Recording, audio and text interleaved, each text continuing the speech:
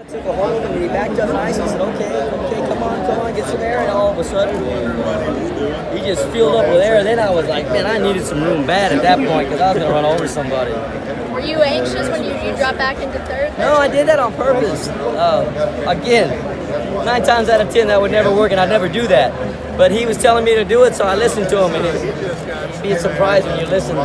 Things seem to pay off a lot more. It's part of that knowing the horse, I mean, because you're the man on him. You know, that and being older, experience, if I would have put him in a drive at that point, I was going to have to put him in a drive, and he was probably going to be off the bridle and uncomfortable. I thought, you know what, he's good enough. If I can get him to get up underneath himself and get some air in him, he'll be okay. And as soon as I did it, it worked. I knew it was going to work. It was just a matter of getting out at that point.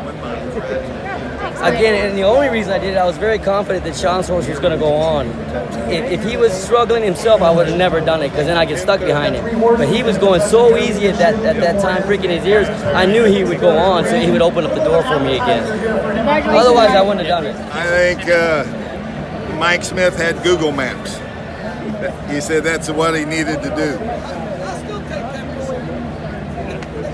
But it all worked out. Alstott was saying not only oh man, what you want to do? See how much I can sweat? Huh? Look, I'm sweating more than my jockey. Alstott said that McKinzie might be not only the best older horse in training, but maybe one of the best we've seen in years. That's what he's saying. Well, he's on his way to prove it now. After the last two, I started to doubt myself, but he showed today that he got a little luck and took advantage of it. What are the goals down the road for this horse? I mean, he just showed a whole bunch of guts, like you said. I think you'll see him go to the Met Mile. That was the plan coming here, so hopefully you'll see him in the Met Mile. And then Bobby knows what he's doing, so I'll let Bobby train the horse, and I'll drink the beer. You say that you thought if anybody was going to win this weekend for you, it was going to be this horse. What would you do? If he got beat, he had to set the tone for us. Even though we won a race the other day with a little filly. But they all been trained well. He's been training well, so we're, you got to win. Get it going, and especially this horse. It just had some tough breaks, tough losses, and but I was a little bit worried about him down the backside. Mike got a hold of him, and I thought, man, not again. But I think we're learning more about this horse, and the way he wants to run. And I think he wants to run that way. And so, but he's had the bad post where, they had him trapped in a good pocket. But when Mike asked him, when he made that move, I knew that was going to be over. You have to have an anxious moment. I guess it helps to have someone like Mike aboard, right?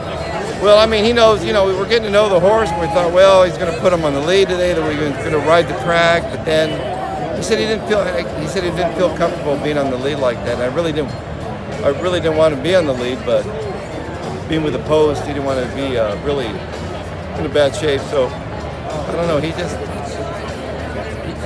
was like riding a helicopter today. So he was good that he got the job done.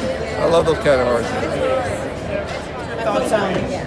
Your thoughts on how he ran today? Obviously, ran into a big horse here. Yeah, he missed some training in New Orleans with an abscess in the foot. And Sean said Mike Smith was smooching and scrubbing the whole time, and he said his horse wasn't responding. Our horse was responding to what Mike was doing. And it got him a little aggressive, and he kind of overdid it a little bit down the backside, maybe into the second turn. And he came up a little empty, but obviously second best under any circumstances. Well, you have to be really happy after his last race. Yeah. Well, I mean, that just wasn't him. We know that. I mean, he left. That was the old time. He left the gate in the bridle. Was here straight forward, just galloping out there. So that's the horse we have come to know when he's right. And that might be the best older horse in training. In a few years too, maybe. I mean, he's pretty salty. Well, City of Light, but he's pretty strong. That horse. Would you look at the Stephen Foster? Oh yeah, no, we'll stay right here at home and definitely use Stephen Foster.